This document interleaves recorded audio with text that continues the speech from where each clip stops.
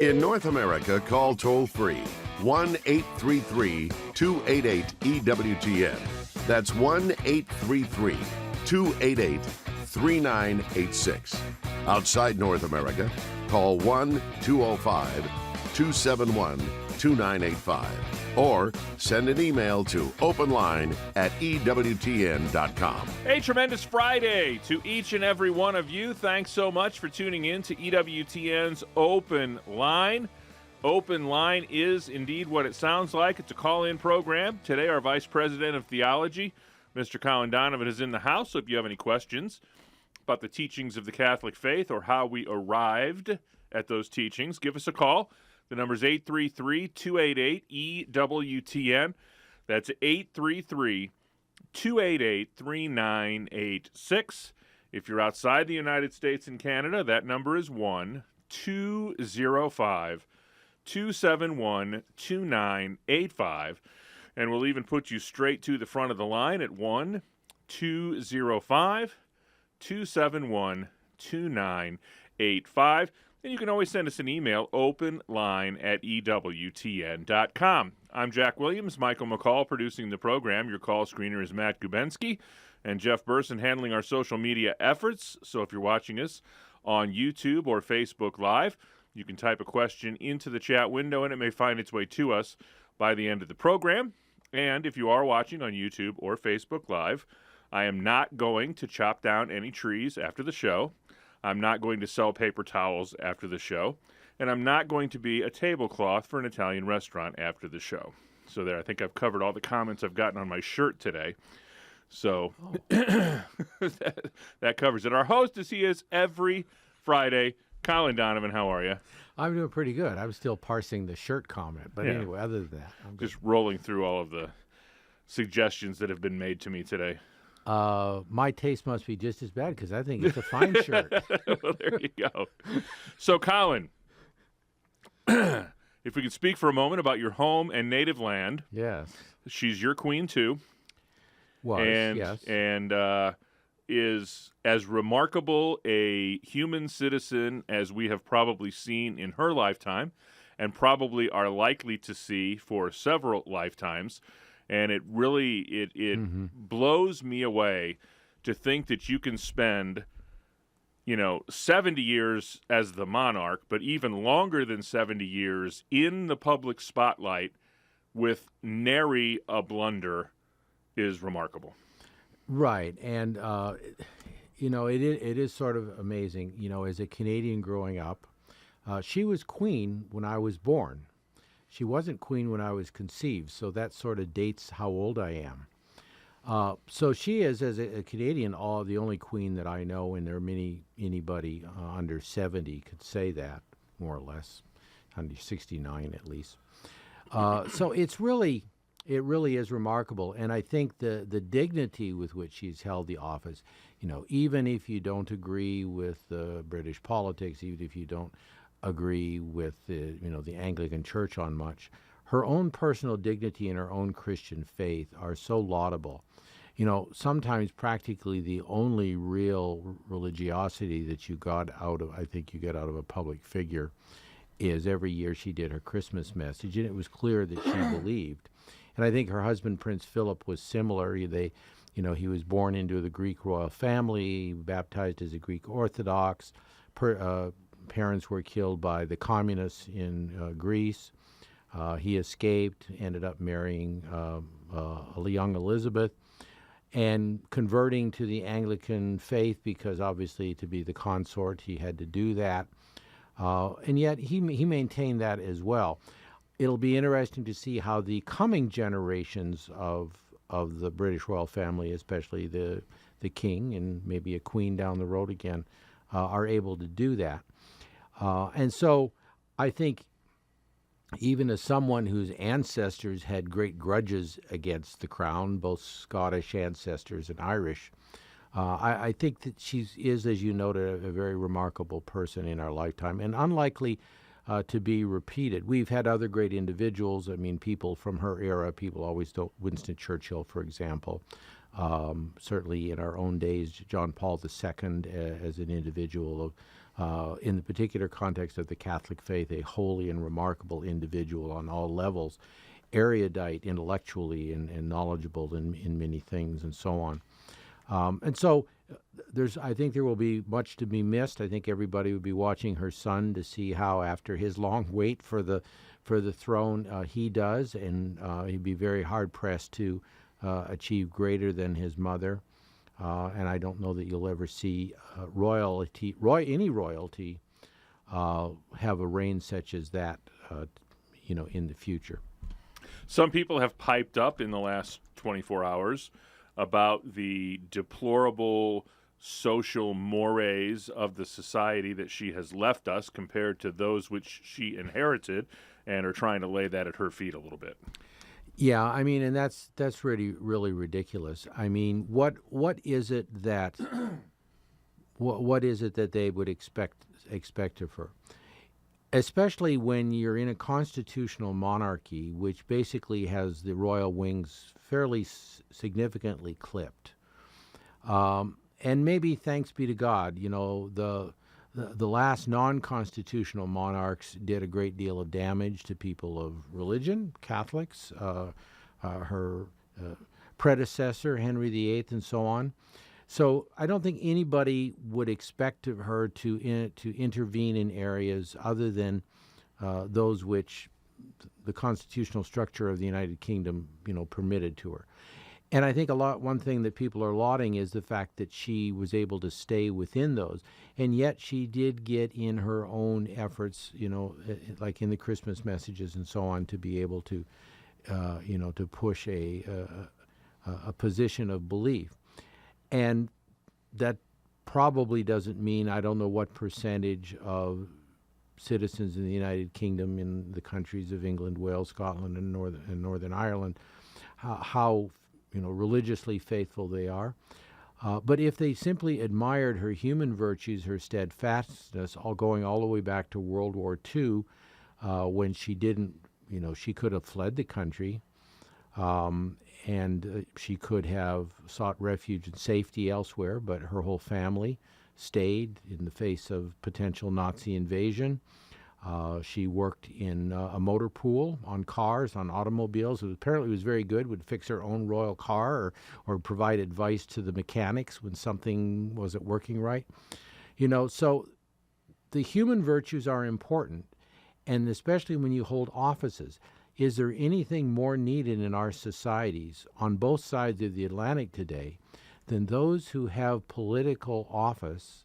Hers was not political per se, but those who hold a public office adhering to the constitutional limitations of that, whether it's a secular constitution or whether it's ecclesiastical constitution. Everybody's ego pushes them beyond that. Hers did not. She adhered to what she knew was her duty and believed to be her duty before God. And we can argue with the theory of the two swords and the particular role of kings and queens in receiving divine power, especially outside of the historic Catholic countries. But nonetheless, you can't argue against her adherence to what she saw as a divine responsibility, and she fulfilled it well. If only the secular leaders of the countries of the world would do that, we'd be in a lot better place. So if you juxtapose the church's social doctrine against the wave of the day, the zeitgeist of the day, the culture of the day, what would Holy Mother Church say about the idea of monarchies in general? Well, I think that's from a modern perspective. Right. I don't think it makes a judgment. I think there's probably very little support among theologians for the idea of the two swords. There is a natural basis for this in the recognition that there are spiritual hierarchies. Of course, this is God, the angels, and then in the church, the hierarchy of the church, representing both natural and supernatural hierarchy. And that in nature, there is always those who rise, to the top. But I think you have to see that whatever there is in the case of natural power, the church and authority, the church has always tried to respect it, and that we saw that in the pagan times when there wasn't any effort to overthrow the Roman emperor. There wasn't any effort to decry his office and role, but rather to live as a faithful Catholic in the midst of that world. And we're basically back in that times today, where, like the early Christians, we have to deal with secular powers that are not quite content with the role of Christians in political office, political life. And so, therefore, we have to make those kinds of accommodations ourselves, and also those kinds of forceful resistance where necessary. So I don't think theologically the church has much to say on it, but I think practically it's the role of authority coming from God in some respect, and that should be respected. It's Open Line Friday with Colin Donovan.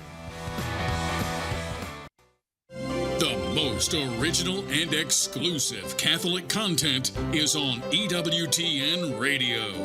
I'm continually amazed and humbled at the way God can work through me to help so many people. Although I have no idea what the caller's questions will be that day, I trust that the Holy Spirit can use my education and experience to guide, challenge, or comfort those who call. Mast Appeal with Colleen Kelly Mast. Saturday morning, 9 Eastern on EWTN Radio.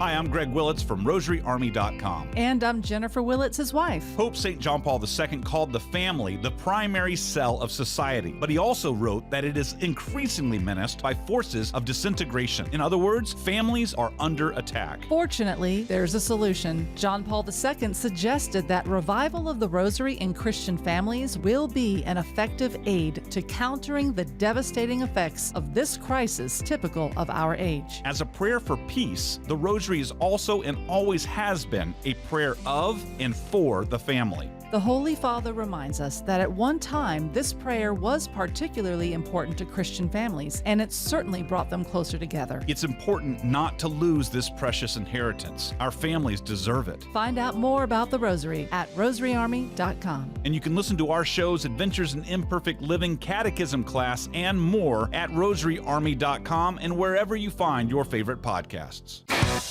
This is Open Line on the EWTN Global Catholic Radio Network. If you have a question, call 1-833-288-EWTN.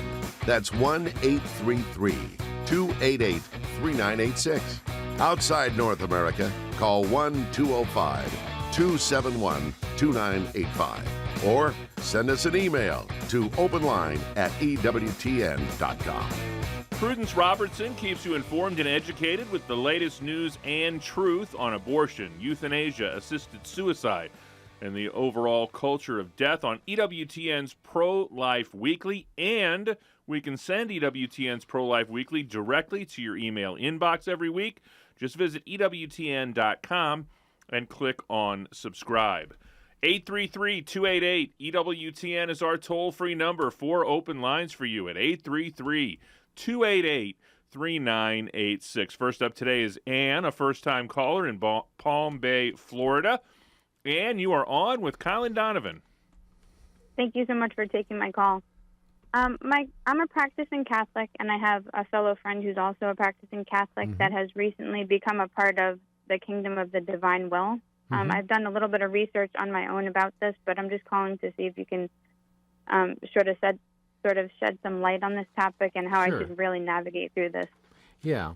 It's a movement in the church that derives from a private revelation by a woman in Italy, in the Archdiocese of Trani in southern Italy. Her name was Luisa Picaretta, and she has many remarkable incidents in her life of stigmata and other things, living on the Eucharist, many private revelations, and so on. And so part of this is the notion of living in the divine will. In essence, if you are faithful to the to your responsibilities as a Catholic, to your baptismal promise, all of those who are in grace that are trying to please the Father, to satisfy, what we pray in the Our Father, thy will be done, thy kingdom come on earth as it is in heaven, is seeking to live in the divine will. That simply means that our will conforms to God's will. And so that should be the goal of every baptized person, every Christian believer. So that has not been at all a controversial part of this. In the Revelations themselves, she passed away, of course, a number of years ago, and her cause for canonization was entered in the archdiocese there. And she went through what's called the documentary process, which a diocese does when some member of their faithful has a reputation of holiness and a reputation of intercession with God, the two things which usually get to kick off or lead to a cause being instituted for them. They did the documentation of her life. They collected all of the books, all of the writings, which were available, and so they compiled all of that. And after the process was over, they judged that she lived a holy life. And so they forwarded in the late 90s, I believe, or it's after the millennium, in the early 2000s. That documentary material, those elements and the approval of the tribunal and the archbishop there in Trani, they forwarded to the Causes of the Saints, and they forwarded also all of the writings to be analyzed. So that's basically where it is right now. There has been some controversy, especially in the 1990s, which I think mostly has died down, and was mostly in the English-speaking countries, because a translation of some of the writings were made that should not have been translated and were essentially purloined and under embargo, and they were translated into English, and in English which gave some very wrong ideas to her writing. Because every Catholic should have it clear in their mind that the validity of a mystic's teaching and private revelation depends on the Church certifying that it is credibly from God. And the Church does that when it declares the person to have heroic virtues and ends up beatifying them. She is not there yet. And so a lot of difficulties was created both for the cause and for the proponents of the divine will, in the fact that some very odd ideas of this, as if living in the divine will was something sort of automatic. You said this prayer and you did these things, and now somehow you were living in the divine will, and this made you the ultimate Catholic or Christian or whatever. So these ideas are not drawn from the writings. They are distortions of what are in the writings. And so right now it stands that her cause for beatification at this stage is in the congregation or dicastery now for the Causes of the Saints, and the writings are with the dicastery for the doctrine of the faith. And so what will eventually be done is, if she is recommended for beatification, the Church herself will put out a a critical edition of her writings in Italian. She didn't write in Italian, she wrote in her dialect, which I understand is even hard to completely translate into Italian. So you have to know the dialect, you have to know Italian, and they will get that critical edition. They will have theological footnotes so people don't run with ideas and make more of them than is legitimate and is in keeping with church teaching. And at that point, they can be then translated with the permission of the Church into other languages. So it's out there. It's legitimate to have devotion to her, to pray to her, to use the prayers. There are books which give biographies of her life. Those are fine. They have prayer groups which a bishop may authorize to be in a diocese and so on. So there are legitimate activities related to that. The danger is that people will run ahead of the Church, and the effect of that will be negative for the cause, because the Church always looks at disordered zeal as reflecting badly on the candidate. So people have to be careful in this area, and I think in the last decade or so it seems to be the case that people are, but you can always also get crazy ideas. So I think, cautiously, to just tell your friends that bring this up that they have to be careful not to run ahead of the church. That's the obligation of every Catholic in these areas. Does that help, Ann? That is perfect. Thank you so much. You're very welcome. We appreciate the phone call. I think, if I'm not mistaken, her confessor, one of her former confessors, has been canonized, I believe. That's right. St. Annibal de Francia. He was her confessor in a number of years and actually got some of her writings, the Nihil Obstat, into Italian. I think the main thing there is that nobody questions that this woman lived a holy life. The question is, how do we bring this material? And this is often the case in private revelations, not just this one, but there are a number of these out there which, if you think about the ideas regarding the Sacred Heart and when those were introduced, these are a little bit ahead of the church. And if God is trying to push the church to go in a particular direction that is fruitful in His will, then the church will eventually sanction them. And so devotion to the Sacred Heart and all of those things are taken for granted today. Immaculate Heart, devotion to the Immaculate Heart as well. The idea of consecration of the Immaculate Heart since the 50s is clearly formed. So this is the stepwise fashion. What kills something is when zealots take it in areas that the church will not take it. And when they do that, they reflect poorly on the candidate for canonization, and they reflect poorly, obviously, on themselves. So people must be patient who believe that she is a saint, as the Archbishop in Trani did and the tribunal that judged her. And it's sitting at Rome, and there are obstacles, and if they're to be overcome, then the Lord will overcome them. If not, it will die in the congregation as causes do also. 833-288-EWTN is our toll-free number. Grab one of these open phone lines at 833-288-3986. Next up is Andrea in Columbus, Georgia, listening at EWTN.com. Andrea, you're on with Colin Donovan. Thank you for taking my call. You're welcome. I was wondering, in the Catholic Church, can you have two tabernacles? Like one in the chapel and one in the main sanctuary. Yeah, that's so common. That's very common. One thing, it depends on the size of the church. Obviously, if you have a little teeny mission church out in the sticks, you're probably going to have one tabernacle and probably be glad that you do, especially if you have a priest to say Mass and keep it filled with our Lord. In the big church, like in St. Peter's, there is a Blessed Sacrament Chapel on the St. Joseph altar where the large daily masses are held. There's a tabernacle there too. I think on some of the many side altars there are tabernacles where the daily Mass is celebrated by visiting priests very often, some place to put the remainder from the celebration of the Mass. So that's quite normal. So I think architecturally is a consideration in terms of not too much proximity, but many parishes have a Mass chapel slant, perpetual adoration chapel or something like that, or a reservation chapel, and then also in the main sanctuary they'll have a tabernacle for the ready service of particular Masses and so on. So that's quite normal, and all of that is governed by the bishop and what permissions he will give for that.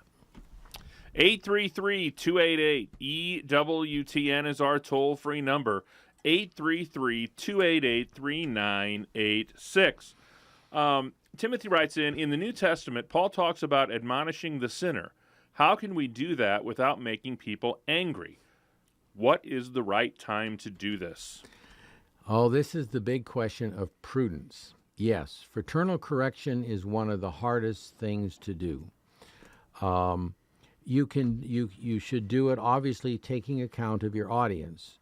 Are you going to go up to a person who is anti-Catholic, anti-Christian, pagan type and admonish them? Do you really expect to have any traction and change their heart or do anything like that? Unlikely. So prudence involves, knowing the person you wish to correct, knowing the circumstances, knowing how to speak to them. Anybody speaks publicly to others takes regard of their audience. What's a way to get to this audience? If you're a public speaker on a topic, you're going to try to what will be moving to this audience. What will move them to think like us? To conclude as as I have concluded in this particular area, or others have concluded. So that's all important. Now, over and above the prudential dimension of all of those things, yes, there will be times when your heart just cries out to rebuke sin. And then if you feel confident that this is not coming from your pride or whatever, then yes, even when you don't know the circumstances, God can inspire you to do this. And that's what the prophets did.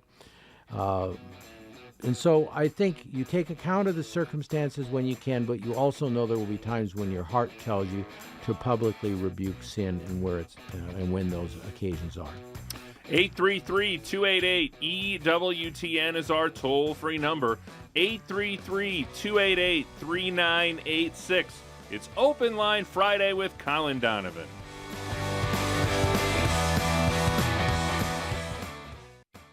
We live in a world of extreme polarization, often consumed by anger and anxiety, a climate that is dividing our country and our world.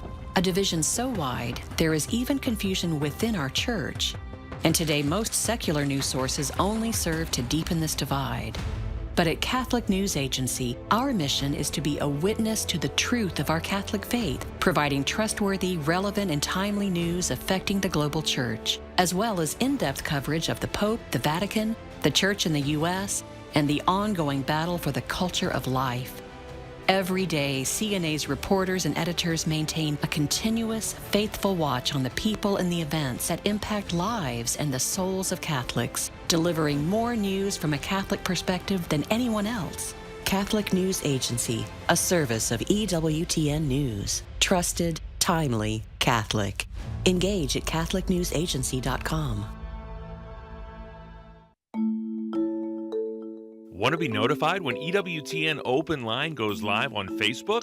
Follow EWTN Radio's Facebook page and click the bell icon to be notified. He was a doctor of the church and one of the most famous saints of all time. Matthew Bunson and the Doctors of the Church. St. Augustine is honored for his immense contributions to theology, but he balanced his genius with humility. Once declared, it was pride that changed angels into devils. It is humility that makes men as angels.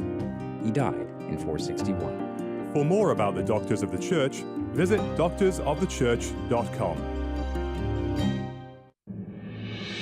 Matt Swaim here. Monday on the Sunrise Morning Show, we'll take a look at this week in Catholic history with Kevin Schmeezing, plus all the latest news, weather, sports, and more. Now back to Open Line with Colin Donovan. This is Open Line on the EWTN Global Catholic Radio Network. 833-288-EWTN is our toll-free number, 833-288-3986. Pick up the phone and give us a call. Ken writes in, are there any ways of knowing if someone is demonically possessed? The church has ways. The church's Roman ritual, which guides priests in the ministry of exorcism, distinguishes that. We have to remember that the church's first conclusion or first leap of logic is not to the preternatural, which is the world of the angels, that which is above human reach and human nature and below the supernatural, God's realm. And so it doesn't jump to that presence. It looks for signs, and it recognizes that between the presence of natural causes, so mental illness, many of the behaviors related to individuals who will later be, say, exorcised, get first classified as natural, as mental illness. So for those of my generation who saw the Exorcist movie, that was the case there. It was based upon a true case. The victim was a boy rather than a girl, as in the movie.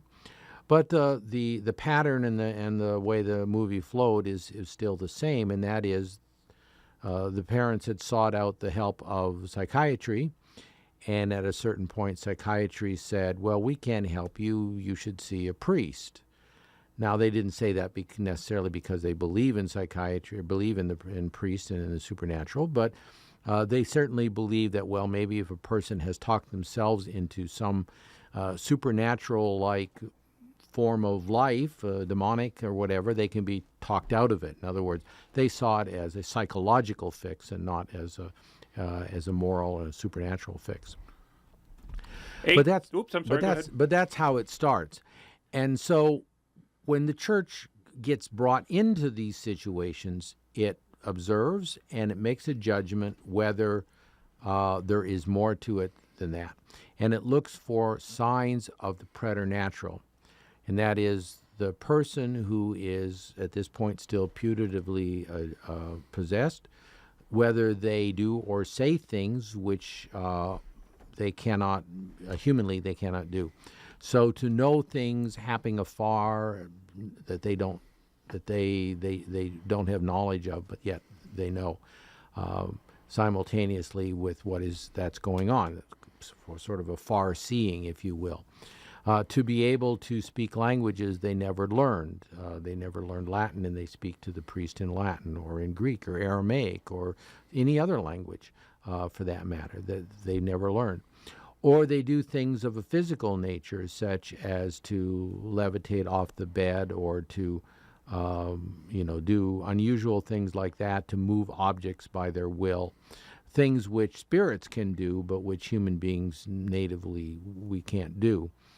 So these are the preternatural signs that, on observation, would lead the priest to conclude that there is a likely case of possession and to seek the permission to exorcise the individual from his bishop. So that's how you get to that, and it's a process. And more and more during my lifetime, certainly, I've seen more and more bishops have taken account of this. We see the rise of the pagan in our world.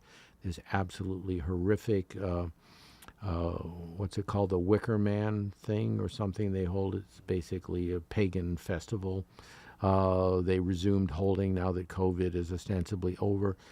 I mean, the revival of paganism has described as the return of the old gods, the old Germanic and Celtic gods that St. Patrick and St. Boniface and all the other saints cast out of countries have now come back in full force. And I think this is evident in the rise of the number of people that are getting involved in pagan and neo-pagan activities, as well as manifesting a deep and profound interest in the occult and even getting possessed. And the church is seeing that, and most dioceses now probably have a priest they have sort of not necessarily on call, like this is like the paramedics that ready to go out in a moment's notice or anything, but a priest who is trained in this and is prepared to act when the bishop tells him to act or to investigate in order to see if he needs to act. So 833-288-EWTN is our toll-free number. Give us a call at 833-288-3986. Next up is Chris, a first-time caller in Loveland, Colorado, listening on the EWTN app. Chris, thanks for holding. You're on with Colin Donovan. Yeah, thank you for taking my call. My question is about the Catholic versus Presbyterian view of Christ's death. Mm-hmm. I was at a funeral not long ago, and multiple times they talked about the wrath of God, and it seemed to me that if that were why Christ was crucified, that would be very unjust as an innocent victim, but very little view of sacrifice. Can you sort of position these for me? Sure. I don't understand. Yeah, I think you have to go start back in the Old Testament. St. Paul says that the law was given as a tutor. In other words, what did the Israelites need to learn? They needed to learn justice.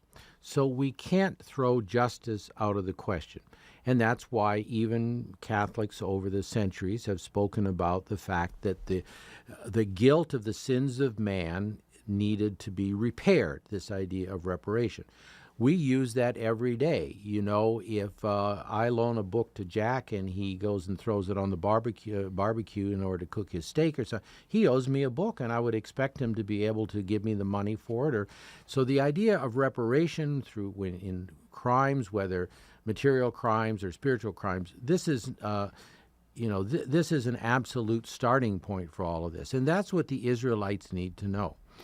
Christ came along and said he was not throwing out the law, in other words, not throwing out the ideas of justice, but perfecting it in charity. And I think we look at the atonement as containing both of those elements. There is the weight of this offense against God, the Father, which needed to repair, and obviously against the divine nature itself, that needed to be repaired. So that Christ's sacrifice did that, that is not an insignificant thing. That's to be accounted for, that's to be recognized, and you will find that language in Catholic authors as well. But if that's where you stay, and some theories of the matter sort of end there, is if everything is wrath and justice and so on, and a very Calvinist perspective often takes this, the commandments and the law and the wrath of God and that. So those bodies, Christian bodies that derive from a Calvinist theology will often have those elements to it. But when you look at it, well, what is being fulfilled there? What is the thing that Christ came to die for? Yes, he loves the Father, and certainly the offense of that sin he would have wanted to repair. But the other part of that is he loved the sinners. And how was he to restore them? So that which led him, that which drove him, indeed that which brought about the incarnation, the Holy Spirit, is love, the spirit of love. So you can't, it's not an either or, it has to be joined together to understand that in Christ all of the values of justice and reparation and these things which necessarily fall logically from the consequences of sin. We do sin, there's ripples, we can't stop the ripples, but we got to at least tell the person we're sorry, we've got to return what we stole, we've got to give an account of ourselves before God, we have to demonstrate sorrow.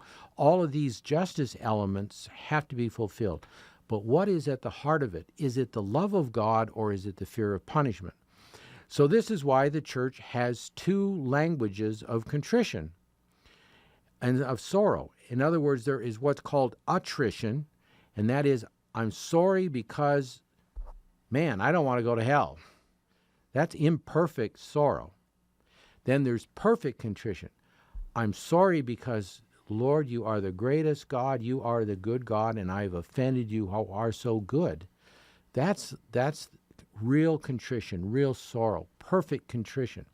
And so the church doesn't say, no, forget about attrition, forget about satisfying justice, but rather ought to have love. And Christ's love of the Father had to have been the ultimate motive, and that certainly passes through the question of sin and redemption. But his love of us also, because that is the desire to lift us out of the misery of our sin, to be able to present us whole and entire to the Father. And you find that language in the letters of Paul and in the New Testament generally, that it's to present us whole and entire. It's not just to pay a debt. It's got to be paying the debt because the Father was offended, but for this love of both the Father and the love of us, this was done. 833-288-EWTN is our toll-free number, 833-288-3986. A big congratulations to our good partners at Ave Maria Radio in Ann Arbor, Michigan. They're celebrating 26 years on the air this week. Congratulations to Al Crest and Mike Jones and the entire team at WDEO and WMAX. Our sincere thanks for producing and airing solid Catholic programming for all of us. Happy anniversary to the good folks at Ave Maria Radio. 833-288-EWTN, wide open phone lines, 833-288-3986. Adam writes in, how can I go from the Latin rite to an Eastern rite?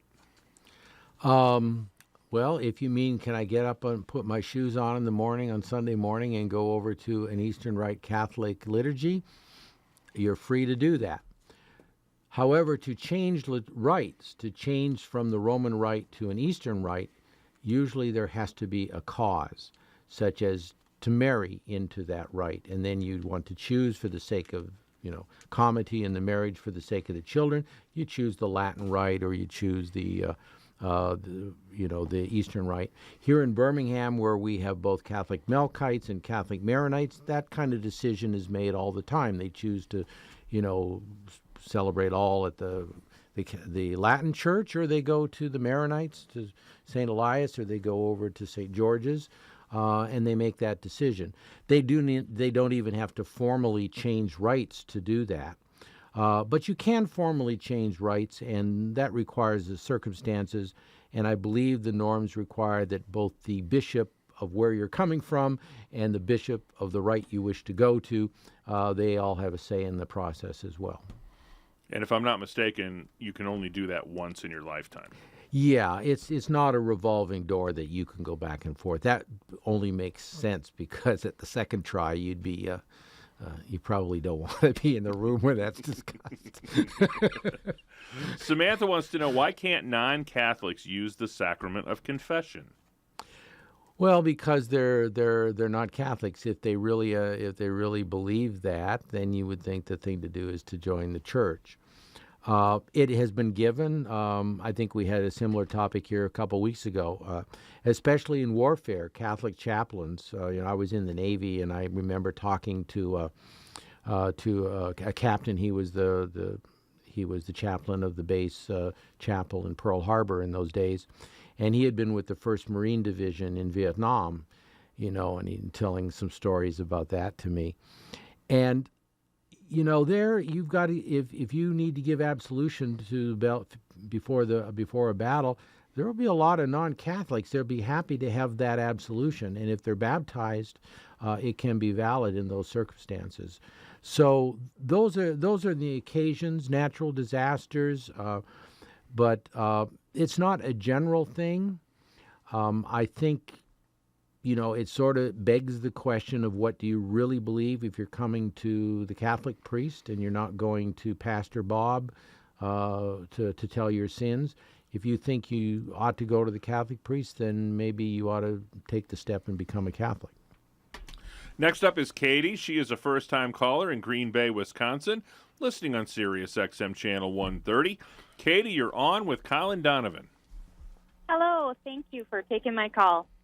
Mm-hmm. So I am a new Catholic, like brand new, just converted over the Easter Vigil this last year. So I'm learning a lot. And I am a nurse practitioner, medical Mm-hmm. provider. And since I've been learning a lot about like birth control and the Catholic teachings, I've been struggling with how I practice as a family practice provider. Mm-hmm.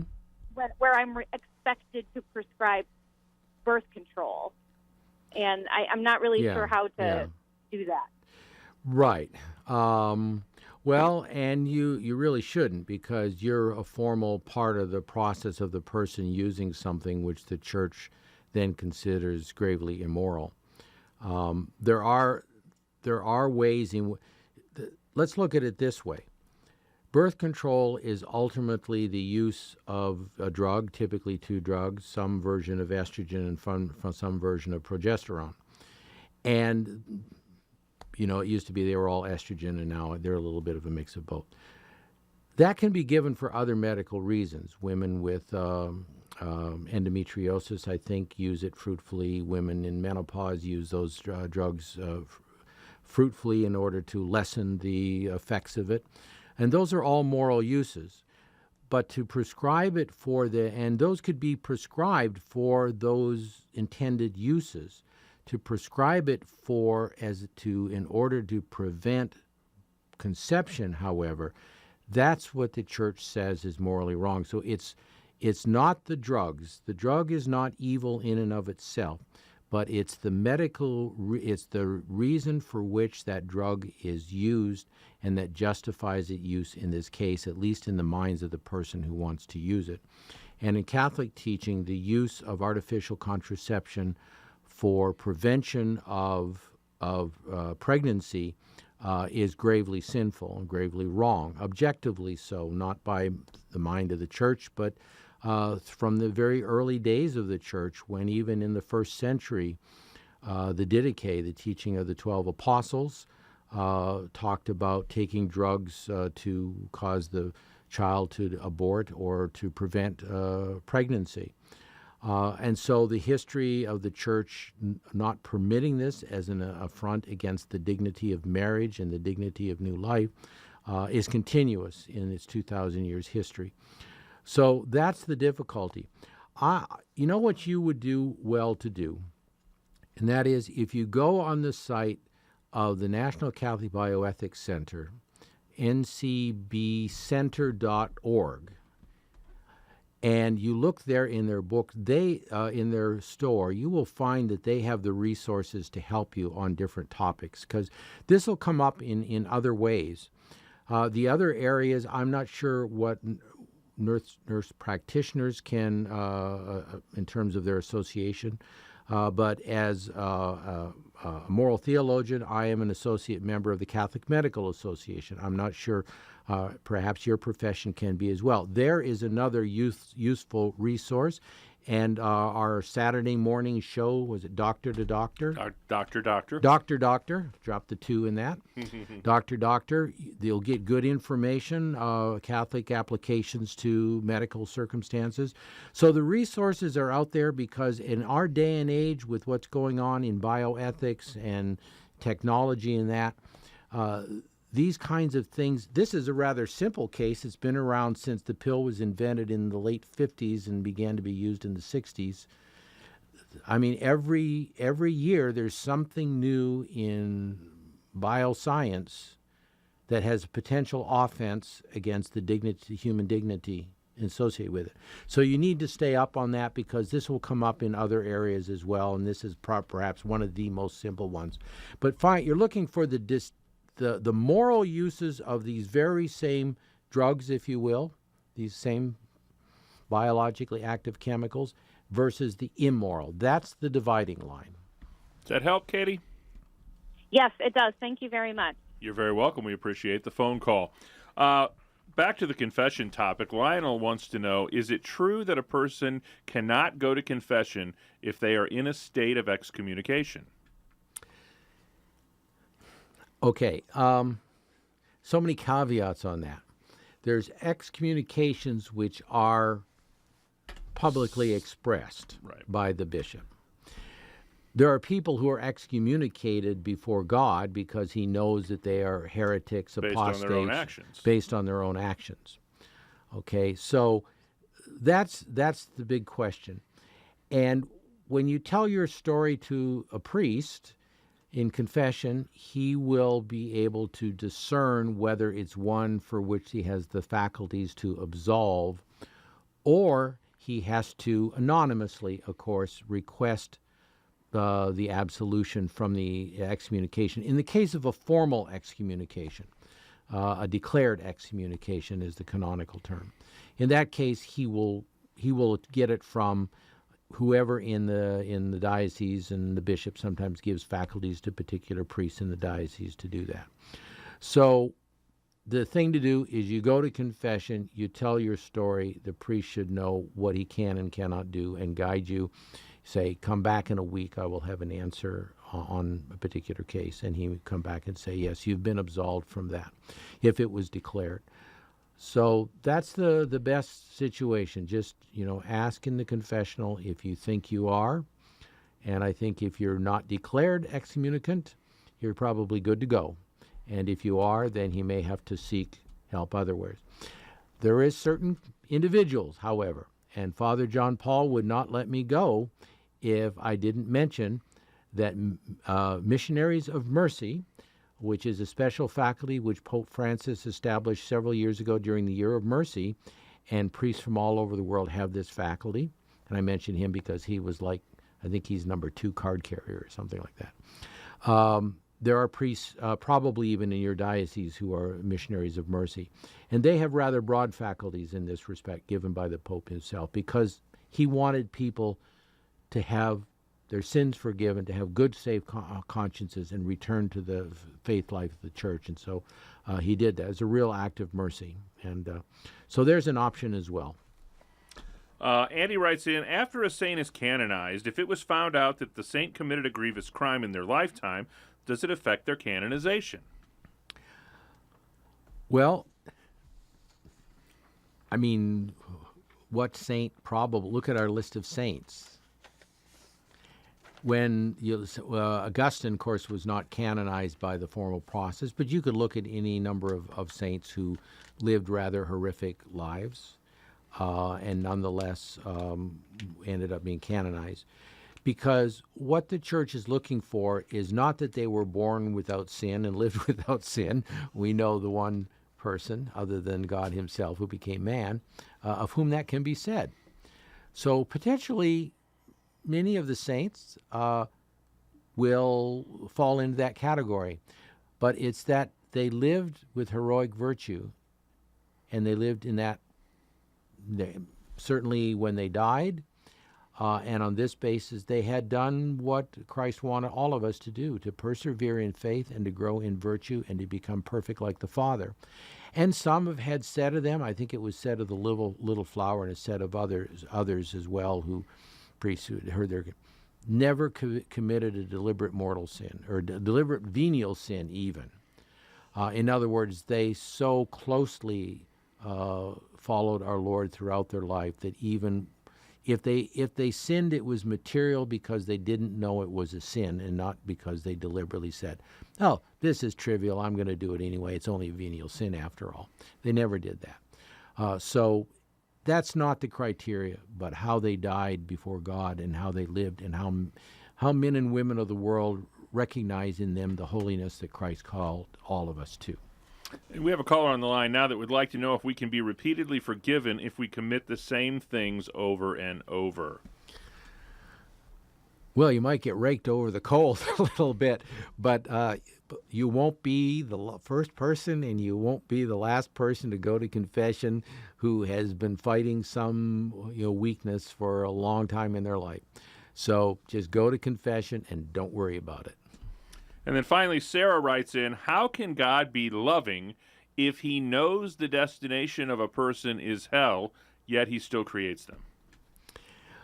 Well, what would he have done if he had said, I'm going to let's say, annihilate by not creating from the very beginning because I know they will abuse their free will?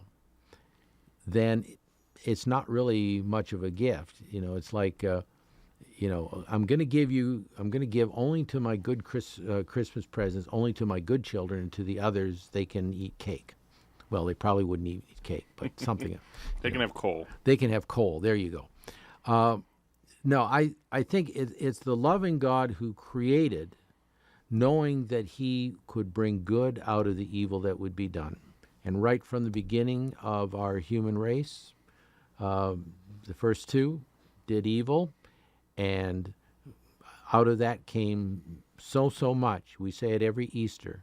O happy fault, O necessary sin of Adam, which gave to us so great a Redeemer. So that's the fruits of sin in God's eyes, and that is that he can make good out of it. And in the end, it's in our will to accept his light, his grace, his peace, or to not accept. And there's really in our finite intellect, there's no way to really make us understand how this works. But one of the best illustrations I heard was, God can look down on every aspect of a race from above and know who's going to win without affecting the outcome. Right. Yeah, because he gives us the freedom and he gives them the right to be able to develop the athletic prowess in order to win or not. On behalf of our host, Colin Donovan, our producer, Michael McCall, call screener Matt Gubensky, and our social media maven, Mr. Jeff Burson, I'm Jack Williams. Thanks for another great week of EWTN's Open Line. Back at it Monday. Until then, God bless. This is Conversations with Consequences, where we delve deeper into issues affecting our church, our country, and our core, the family. As Catholics, we need to be informed, aware, and able to talk through some of the tough topics that we're facing.